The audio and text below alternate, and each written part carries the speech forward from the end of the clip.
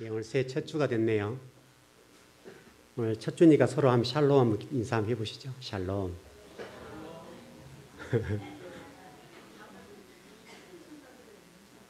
여러분 샬롬이라는 뜻은 아시죠? 네.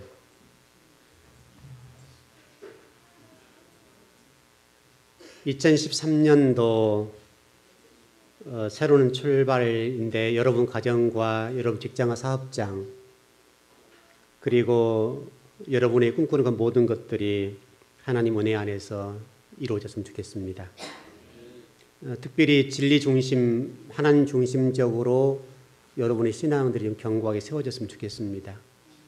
그보다 더 바른 방법은 없고 그것만이 여러분의 미래이고 교회의 미래이고 한국이라고 하는 대한민국의 미래가 됩니다. 다른 방법은 없습니다. 좀 상당히 여러 가지로 어렵고 좀 그런데 2013년도에 한국 교회가 하나님 말씀으로 회복되고 말씀의 인도를 따라서 하나님 뜻을 이루어가는 그런 교회가 됐으면 좋겠습니다. 그런 교회들이 꼭 돼야 된다고 생각합니다. 지금 한국 교회가 여러 가지 어렵고 또 총체적으로 어떤 세상 사람들에게 질타를 좀 당하고 있지 않습니까? 그런 측면에 본다면 한국 교회가 좀 깨어났으면 좋겠다 싶습니다. 현재 지금 세상 사람들이 한국 교회를 향해서 이제 이런 얘기 하거든요. 너희들 왜 그래? 이렇게 얘기하죠. 이제 실천의 부재라고 얘기를 하는데 이 문제 때문에 한국 교회가 상당히 지금 고민에 빠져 있습니다. 도대체 뭐가 문제냐? 이런 고민에 빠졌는데 저는 이제 이 문제를 가지고 오늘 좀 서두를 열어가면서 말씀을 열어보려고 합니다. 제 생각에는 이 실천의 부재라고 하는 것이 도대체 뭐냐라고 생각을 해보면서 말씀을 좀 묵상해 보았는데 실천의 부재라고 하는 것은 뭐랄까요? 본질적인 문제는 아니다. 비록 우리 한국교회가 실천의 부재 문제가 있고 행함의 문제가 있는데 이것은 드러난 하나의 현상이고 그건 드러난 현상인데 그 드러날 수밖에 없는 그 본질적인 것이 무엇이냐에 관해서 고민을 해보니까 이것은 이런 게 이렇게 좀 정리가 되는 것 같습니다. 아마도 신앙의 이제 모티브라는 표현을 이해되실지 모르겠는데 신앙의 모티브의 문제다. 신앙의 동기. 내가 왜 신앙하는가? 이 문제가 한국 교회 안에서 걸리는 게 아닌가? 교회는 왜 서 있어야 되며 하나님의 사람들이 왜 신앙해야 되고 내가 교회에 나와 예배를 왜 드려야 되는가에 관해서 이런 동기적인 문제, 모티브의 문제가 본질적으로 걸려 있다. 이렇게 좀 보았습니다. 실천의 문제는 신앙의 결과의 문제일 뿐이에요. 결과의 문제예요, 결과. 이 결과는 본질이 잘못됐기 때문에 나타나는 거예요. 이해되시죠? 이 결과의 문제 가지고 얘기할 것이 아니라 이 결과를 낳게 하는 뭔가가 뭐냐 이거죠. 그 문제가 바로 신앙의 모티브. 나는 왜 신앙하는가? 내가 하나님을 왜 믿는가? 이게 지금 잘못됐다는 거예요. 이 문제가 해결되지 않는 한은 우리 한국교회가 회복될 수 없겠다 이런 생각을 했습니다. 그래서 오늘 그 부분을 좀 설교를 하면서 말씀을 정리해 볼까 합니다. 여러분들은 왜 신앙을 하시나요?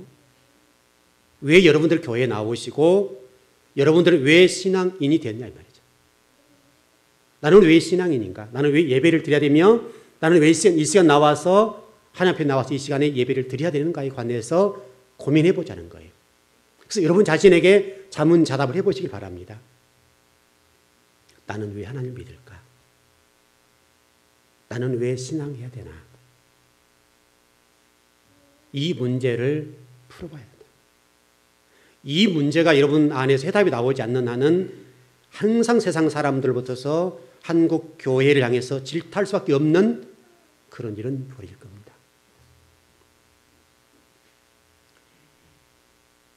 우리가 왜 신앙해야 되는가 하면 이런 겁니다. 하나님과의 관계, 하나님과의 성도 한 사람 한 사람이 깊은 교제를 나누어서 거기 안에서 하나님을 찬양하고 경배하고 그분을 높이고 경외하고 그분만을 위해서 우리 인생을 살아가는 그런 성도가 돼야 된다. 중심이 나에게 있는 것이 아니라 하나님에게 있어야 된다. 여러분이 신앙하는 목적, 여러분이 사업하는 목적, 내가 직장 생활하는 목적, 내가 공부하는 목적, 내가 교회를 섬기는 목적, 그 모든 것이 나에게 있지 않고 하나님에게 있어야 된다. 하나님이 이야기를 하고 하나님을 사랑한다고 얘기하면서도 그 하나님을 이야기한 것과 하나님을 사랑한다고 하는 것이 누구에게 초점이냐 이거죠. 하나님에게 초점이 있느냐 아니면 나에게 초점이 있느냐. 이 문제가 중요하다는 겁니다. 바로 이 문제가 잘못되니까 모든 것이 다 잘못되는 거예요. 여러분이 하나님을 사랑한다고 얘기하고 하나님을 신앙한다고 얘기하고 하나님을 경외한다고 얘기하면서도 그 모든 동기, 그 출발점이 하나님에게가 아니라 나에게 있기 때문에 내가 하나님을 사랑하는 목적이 내가 복을 받기 위해서, 내가 하나님을 섬기는 목적이 내가 잘되기 위해서, 내가 하나님을 찬양하는 목적이, 기도하는 목적이 내 사업장에 무엇을 위해서 하고 있다는 거예요. 바로 이 신앙의 모티브의 문제가 한국교회 본질적으로 걸려 있어요. 그것이 실천 없는 신앙으로 지금 드러나고 있습니다. 교회를 봉사하는 것, 예배하는 것, 기도하는 것, 찬양하는 것, 또 물질을 드리는 것, 그 모든 것들이 누구를 위해서 하냐, 누구를 위해서. 결국은 그것이 하나님 나라와 하나님을 위해서가 아니라 그 어떤 것을 통해서 내가 잘되고 내가 성공하고 내가 복을 받기 위해서 그것을 한다고 한다면 이것은 잘못됐다는 거예요. 한국교회 진짜 문제는 성도가 뭐 800만이든 700만이든 1200만이든지 관계없이 성도 한 사람 한 사람이 하나님 앞에 어떻게 세워져 있는가, 서 있는가. 이게 숫자의 문제가 아니라 이거죠. 1200만의 성도도 괜찮고 700만의 성도도 괜찮고 800만의 성도도 괜찮은데 한 명의 성도도 괜찮다 이거예요. 문제는 내가 지금 하나님 앞에 어떻게 서 있는가예요. 어떻게. 이게 좀 중요하다는 거예요. 교회도 똑같다고 봅니다.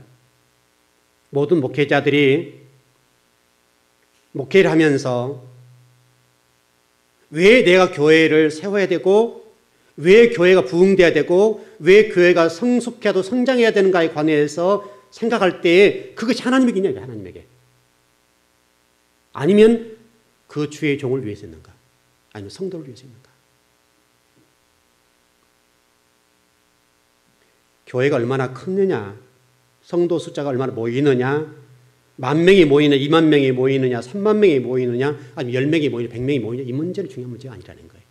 우리는 자꾸 그거 가지고 얘기를 하는데 그 문제는 중요한 것이 아니라 성도 한 사람 한 사람이 얼마나 하나님 앞에 바로 서 있는가. 단 한 사람이 바르게 서 있다고 하면 그건 괜찮다 이 말이죠. 한 명의 성도라도 하나님 바르게 서 있으려고 애를 쓰고 노력하는 그런 교회라 한다면 그건 교회 괜찮은데 그 교회가 숫자를 자랑하고 크기를 자랑하고 외형을 자랑하지만 하나님과 관계없이 서 있다고 한다면 그것은 아무것도 아니라는 거예요. 지금 현재.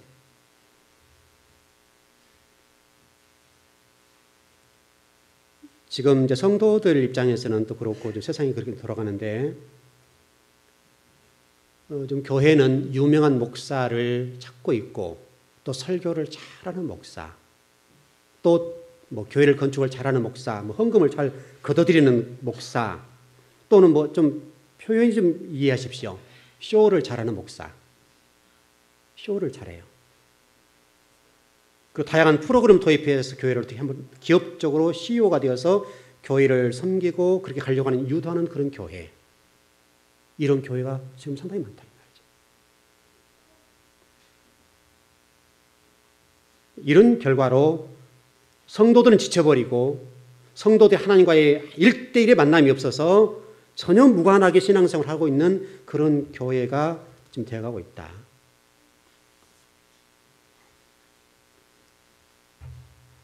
여러분은 다시 한번 질문 드리지만 여러분이 하나님을 섬기는 동기가 뭡니까? 여러분이 예배하는 동기가 뭐냐? 여러분이 오늘 예배 드리면서 여러분 단독자로서 내가 왜 하나님과 예배해야 되고 그분을 섬겨야 되는지에 관해서 영혼 깊숙한 곳에서 그 물음을 던져놓고 그 거기에 대한 답을 얻어야 되지 않을까. 이 문제만 해결된다면 저와 여러분들은 십자가를 위해서 죽을 수 있습니다. 이 문제만 해결된다고 한다면 저와 여러분이 헌신할 수 있고 충성할 수 있고, 충성하거나 헌신하거나 성공하거나 여러분 기업이 잘 되거나 여러분 직장에서 뭐 잘 되거나 어떻든 모든 것이 잘 되는 그 모든 것들이 하나님께 있을 겁니다.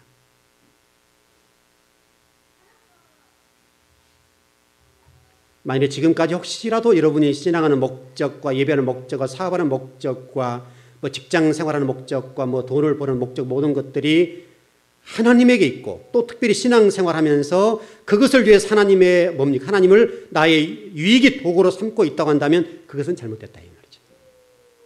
이 신앙의 동기가.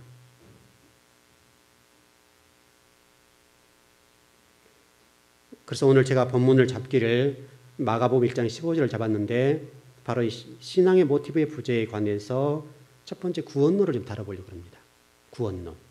그래서 오늘 복음이라고 아마 돼 있을 텐데, 그동안에 지금 저희들이 성령 9가지 열매를 공부하는 중에 새해 첫 해가 됐기 때문에 좀 잠시 접어두고 이 설교를 한다면 다시 할 건데, 오늘 이 문제를 한번 정리해 보십시다. 이 구원 문제를 다룰 때 오늘 교회를 처음 오신 분도 계시고, 또 오늘 우리 교회를 처음 찾아오신 분도 계시고, 또 그동안 우리 즐거운 교회 성도들은 그동안에 지금 이제 7년 지나고 8년째가 지금 되어 가는데, 8년째 되어 가는 과정 속에 하나님 말씀으로 훈련을 상당히 많이 받았습니다. 어느 교회에 어느 성도보다도 훈련을 많이 받았습니다. 설령 이렇게 하십시다. 그냥 오늘 교회를 처음 온 초신자, 또 그동안에 교회를 다니는 성도, 또 우리 창세기부터 요한계시록까지 100독을 했던 200독을 했다 하면 성경을 외웠다 하십시다. 창세기부터 요한계시록 다 성경을 외운다 할지라도 오늘 이 구원 문제를 다시 한번 점검해 보자. 다시 한번.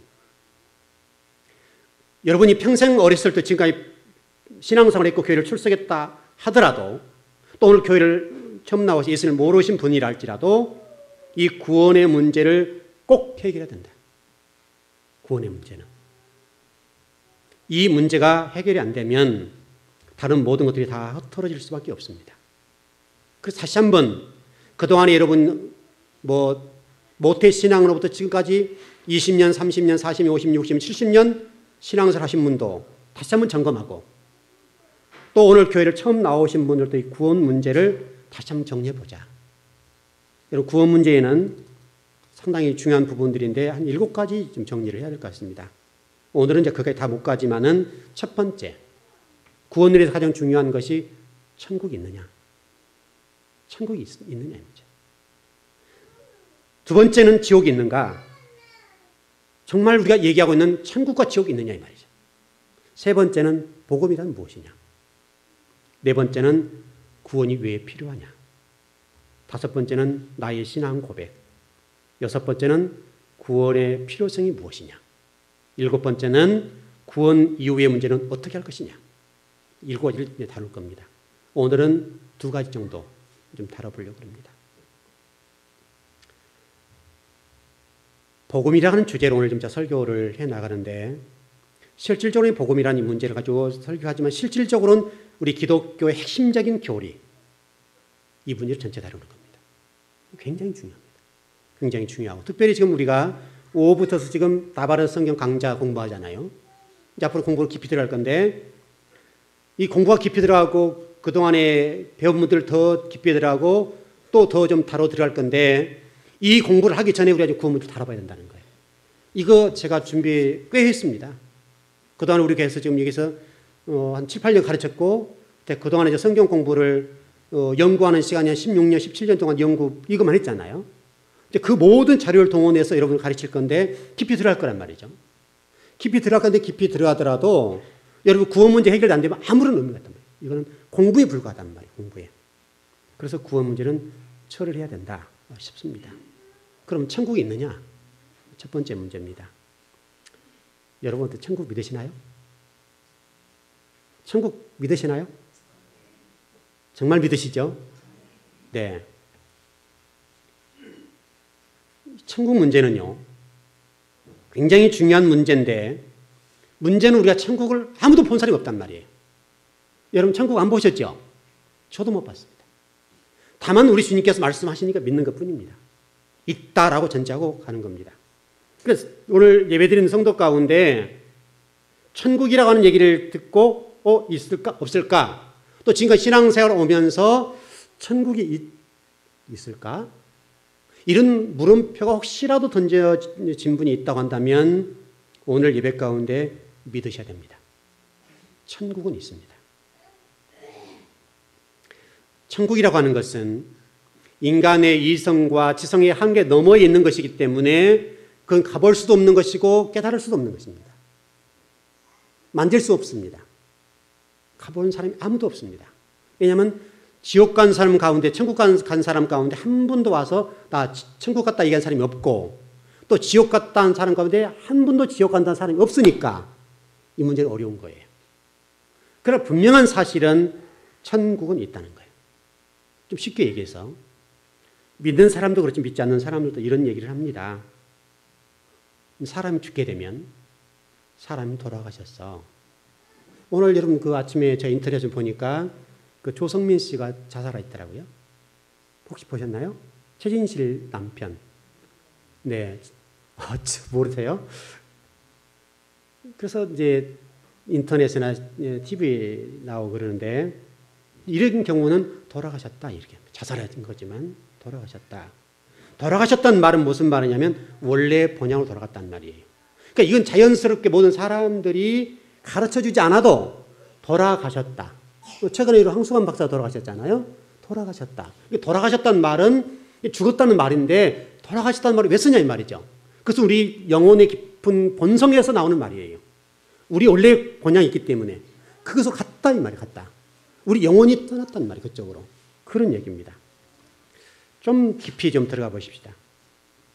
천국은 엄밀하게 얘기하면 한 군데고 조금 공부적인 측면에서 얘기하면 두 군데입니다. 두 군데인데 두 군데란 말이 좀 잘못 오해하지 않기 바랍니다. 백보자 대심판 이후에 가는 영원한 천국이 있습니다. 여러분 믿죠? 그 다음에 백보자 대심판 가기 이전에 가는 천국이라는 개념은 좀 그렇지만 이게 지금 천년 왕국입니다. 그게 있습니다. 그래서 두 군데라고 얘기를 할 수 있습니다. 그래서 적어도 저와 여러분들이 예수님을 믿고 죽게 되면 예수님 재림 이전에는 우리가 지금 이제 낙원에 있는 것이고 예수님 재림한 다음에 가는 장소가 천년 왕국이니까 천년 왕국을 지나고 백보자 대심판 다음에 천국과 지옥을 갑니다. 이제 이렇게 열리는 거예요. 종말론이.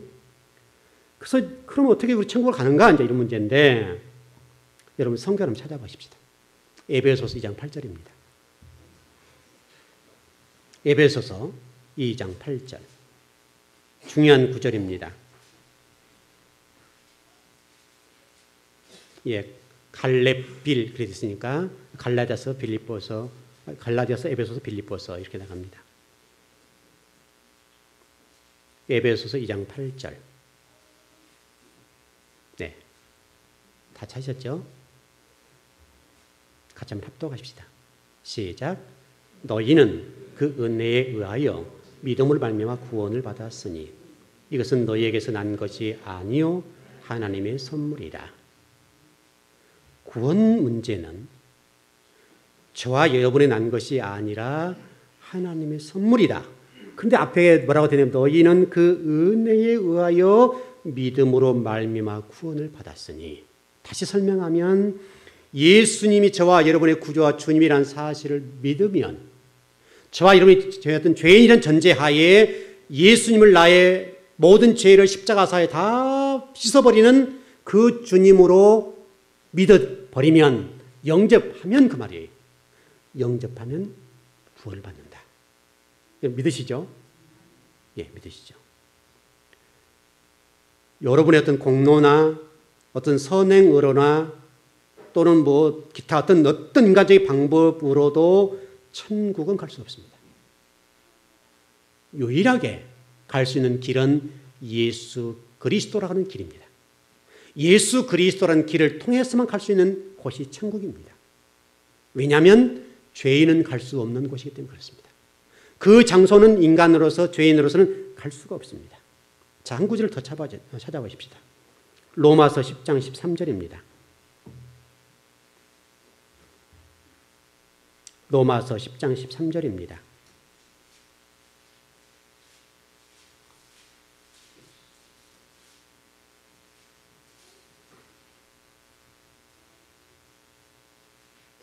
예, 사도행전 다음에 있죠. 로마서 10장 13절. 찾으셨죠? 로마서 10장 13절. 예, 같이 한번 합독합시다. 시작. 누구든지 주의 이름을 부르는 자는 구원을 받으리라. 아멘. 누구든지 조건이 없습니다. 설령 죄인이고 살인자라 할지라도 자신이 잘못됐던 죄인이라는 사실을 고백하고 또 지금까지 예수님을 안 믿었던 사람이랄지라도 오늘 와서 예배 드리면서 그분을 믿어야 되겠네 라고 고백하면 된다. 구원받는다. 여러분, 천국에 관해서는 요한계시록 21장에 보면 자세하게 기록되어 있습니다. 더 나아가서 그 요한계시록 21장에 기록된 이 천국이 더 확장되게 기록된 성경이 있는데 이사야서 66장입니다. 이사야 66장을 읽어보면 천국에 관해서 쫙 기록해놨습니다. 자세하게 기록되어 있습니다. 이미 성경이 그 부분에 대해서 증언하고 있고 이사야서 66장을 읽어보면 천국에 관해서 더 자세하게 알 수 있습니다. 여러분 꼭 읽어보셔야 됩니다. 그래서 오늘 읽어보면 좋겠는데 시간적인 제약이 있으니까 읽지는 못하지만은 여러분 집에 가시거든 요한계시록 성경의 가장 마지막 장이죠. 바로 그게 21장에 보면 요한계시록이 있고 구약성 이사야 66장을 읽어보게 되면 천국에서 자세하게 기록되어 있습니다. 꼭 읽어보셔야 됩니다. 그렇게 되어 있습니다. 어떻든 천국은 인간의 무엇으로 가는 장소가 아니라 예수 그리스도를 통해서 가는 곳이다. 정리됐죠? 그거 정리하셔야 됩니다.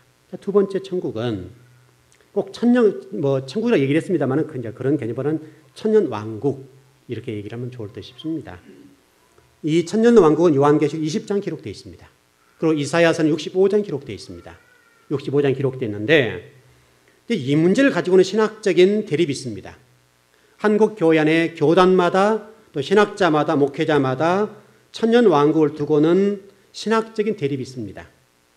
그것은 우리 신학자에게 맡겨놓읍시다.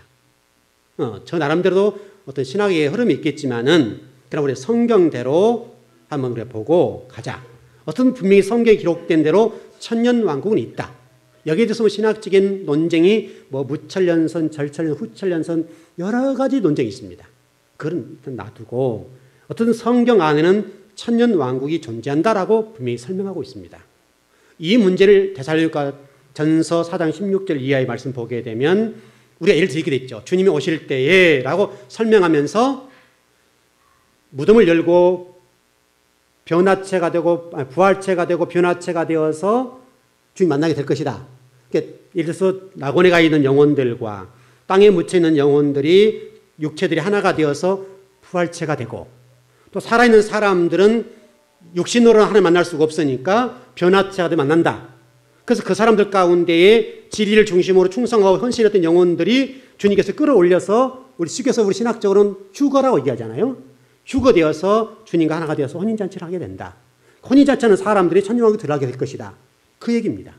그게 성경에 기록되어 있는 그런 얘기로 기록이 되어 있습니다. 그렇다면 우리가 한 가지 궁금한 것이 주님 오실 때에 누가 그 자리에 갈 수 있겠나? 이 문제가 어려운 문제입니다. 우리 아까 에베소서 2장 8절과 로마서 10장 13절 읽었는데 다른 구절 한번 읽어보십시다. 마태복음 7장 21절입니다. 21절 이하를 한번 읽어보십시다. 마태복음 꼭 한번 보셔야 됩니다. 7장 우리 교인들 한번 공부를 했던 내용들인데 7장 21절 이하입니다. 상당히 우리를 당황케 만드는 구절인데 네, 찾으셨죠? 23절까지 한번 읽어보십시다. 시작. 나더러 주여 주여 하는 자마다 다 천국에 들어갈 것이 아니요 다만 하늘에 계신 내 아버지의 뜻대로 행하는 자라에 들어가리라.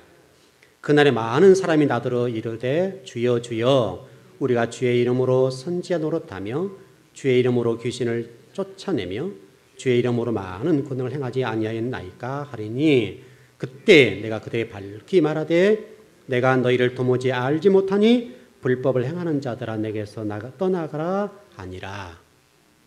당황스럽게 한 본문이죠. 자, 예수 믿는 사람들 대상으로 말씀을 선포하고 있는 겁니다. 이게 예수 믿는 사람들 얘기예요. 예수 안 믿는 사람들 대상으로 말씀하는 것이 아니라 예수님을 믿는 사람을 대상으로 말씀하고 있다는 것을 잊으면 안 됩니다. 그러면 이제 우리가 혼돈이 오는 거예요.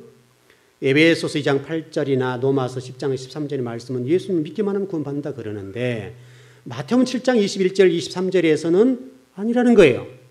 주여 주여 하는 자마다 다 천국에 갈 것이 아니요라고 출발하게 되니까 우리로 하여금 어렵게 만든다 이 말입니다. 여러분 어떻게 생각하시나요? 이 본문에 대해서. 이 문제에 대해서 우리가 좀 상당히 곤란한 문제가 발생하게 되고 그럼 도대체 주님께서 왜 한 입까지 두말하냐 이 말이 되잖아요. 우리가. 왜 한 입까지 두말하게 되거나 아니면 그 성경 구절이 뭔가 있지 않겠냐 이 말 뭔가. 한 입으로 두말할 뿐은 아니고 하나님 대신 천지를 창조하신 그분께서 한 입으로 두말하지 않는다 이 말이죠. 그렇다면 이 본문에는 놀라운 신비가 숨겨져 있을 것이다. 그렇게 되는 것이죠. 그런 측면에서 우리 요한계시록 19장 8절을 읽어보십시다.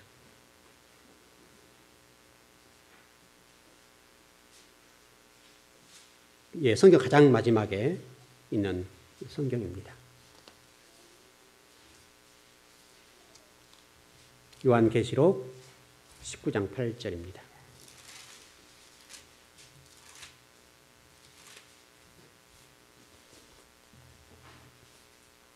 네, 다 찾으셨죠? 예, 시작. 그에게 빛나고 깨끗한 세마포 옷을 입도록 허락하셨으니 이 세마포 옷은 성도들의 옳은 행실이로다. 아멘. 무슨 얘기입니까? 예수님의 결혼잔치, 혼인잔치는 여러분 결혼식을 하게 되면 신랑 신부가 신랑은 정장을 입고 신부는 드레스를 입는 것이죠. 그 얘기하는 겁니다. 그러니까 드레스와 같은 거죠. 세마포란 말은 드레스인데 그 드레스라는 무슨 말이냐면 성도들의 옳은 행실로 짜지는 것이다.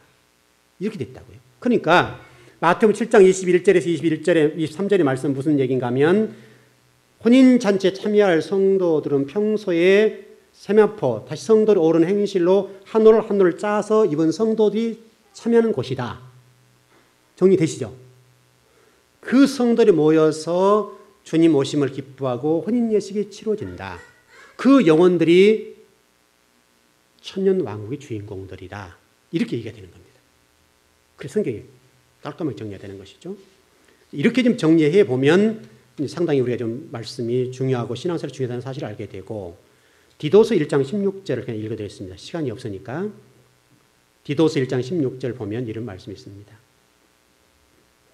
그들이 하나님을 시인하나 행위로는 부인하니 가증한 자요 복종하지 아니한 자요 모든 선한 일을 버리는 자다. 자, 다시 설명하면 이런 얘기입니다. 우리 예수님이 나의 죄를 십자가상에서 다 용서해 주시고 그 용서해 주신 그 예수님을 제가 구주와 주님으로 믿습니다. 고백했다는 겁니다. 그랬는데 삶 속에서는 행위로 그 주님을 부인했다는 거예요. 입으로는 예수를 믿는데 행위로는 주님을 전혀 안 믿는단 말이에요. 그래서 그 사람에 관해서 뭐라고 얘기하는가 하면 가증한 자요 복종하지 아니한 자요 모든 선한 일을 버리는 자다. 그렇게 좀 설명하고 있다는 겁니다. 그러니까 에베소서 2장 8절이나 또 로마서 10장 13절이나 로마서 10장 10절이나 이런 말씀 보게 되면 예수님을 구주로 믿기만 하면 된다고 그랬는데 디도서 1장 16절 우리 마태복음 7장 21절 23절의 말씀에서는 아니다는 거예요.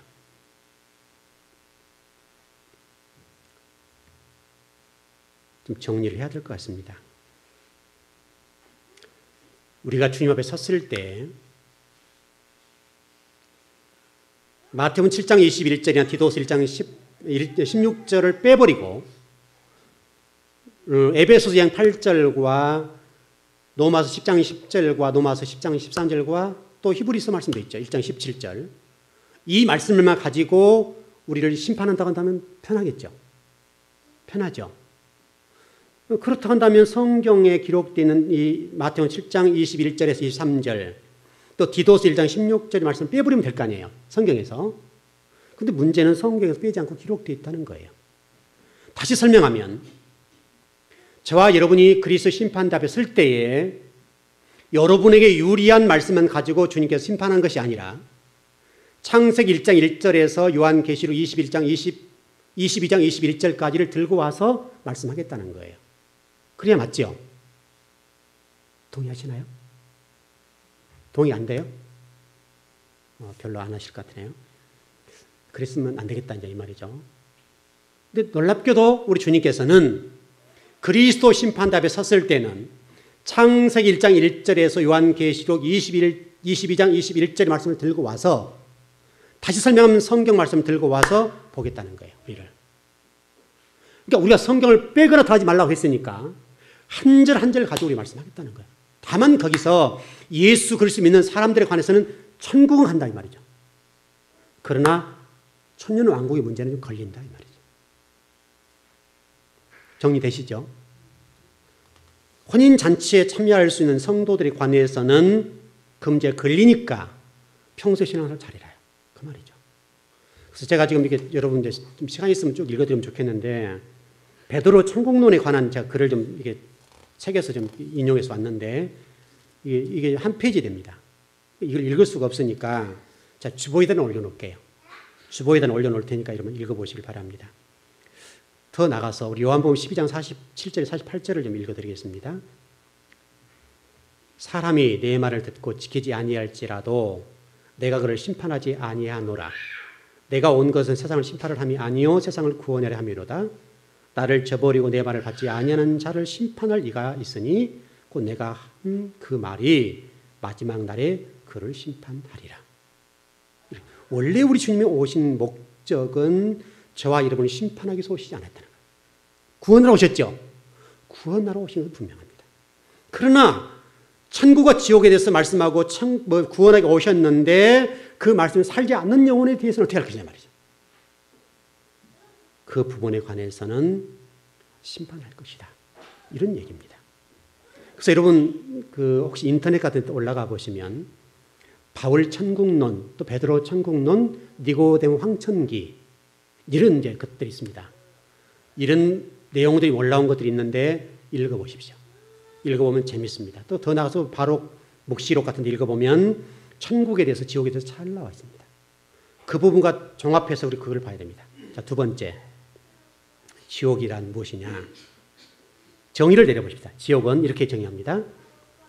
회개하지 않는다는 말은 예수님 영접하지 않았다 이 말이죠. 회개하지 않는 죄인이 세상 마지막 날 최후의 심판을 받아 들어가는 것으로서 형벌과 고통의 좌소요, 신음과 절규, 그리고 울부짖음과 인간의 괴로움이 다함이 없는 장소. 다시 설명하면 울어도 끝이 없는 장소. 다함이 없다 그랬으니까 그게 어떠냐면 지옥이다. 여러분 단테의 신곡 같은 데 혹시 읽어보신 분 계시나요? 단테의 신곡을 읽어보면 지옥에 잘 그려져 있습니다. 여러분 꼭 이런 것은 사서 보시면 좋습니다. 단테의 신곡 가운데 지옥론을 읽어보시면 문학으로서 지옥을 설명한 것인데 잘 나와 있습니다. 한번 꼭 읽어보시길 바라고요. 마가복음 9장 43절의 말씀 보면 이렇게 되어 있습니다. 만일 내 손이 너를 범죄하게 하거든 찍어버리라. 장애인으로 영생에 들어가는 것이 두 손을 가지고 지옥, 곧 꺼지지 않는 불에 들어가는 것보다 나으니라. 자, 지옥은 오늘 좀 마가복음에서는 불이 이글이글 타고 있다 이 말이죠. 근데 그거는 꺼지지 않는 불이다. 꺼지지 않는 불인데 그곳에 들어가지 않아야 되겠는데 지금 안 들어가기 위해서 너희들이 예수를 영접해야 된다, 이런 얘기입니다. 자, 정리하면 예수님이 이 땅에 오신 것은, 그래서 좀 병자적인 입장에 본다면 안전병이를 이렇게 세우시고 손 마른 자를 손을 치료해 주시고 걷지 못한 영혼들을 이렇게 세우시고 듣지 못한 영혼들에게 듣도록 하시고 보지 못한 영혼들에게 침을 바르고 흙을 발라서 눈을 보게 하기 위해서 오신 분이 우리 주님입니다. 그런데 우리 마가복음에서 뭐라고 되어 있는가 하면 손이 범죄하거든 손 찍어버려라. 또 다른 성경에는 발이 범죄한 발을 찍어버려라. 그렇게 됐단 말이죠. 또 눈이 범죄하면 눈을 알을 뽑아라. 이렇게 됐다고요. 이런 얘기일 것 같습니다. 천국은 양보해서는 안 되고 손발을 다 가지고 지옥 가는 것보다는 손발을 가지지 않았다 할지라도 좀 불편해도 그래도 그것 가지고 천국 가는 게 낫다. 이제 여러분 혹시라도 오늘 돌아가셔서 손발을 찍지 않길 바랍니다.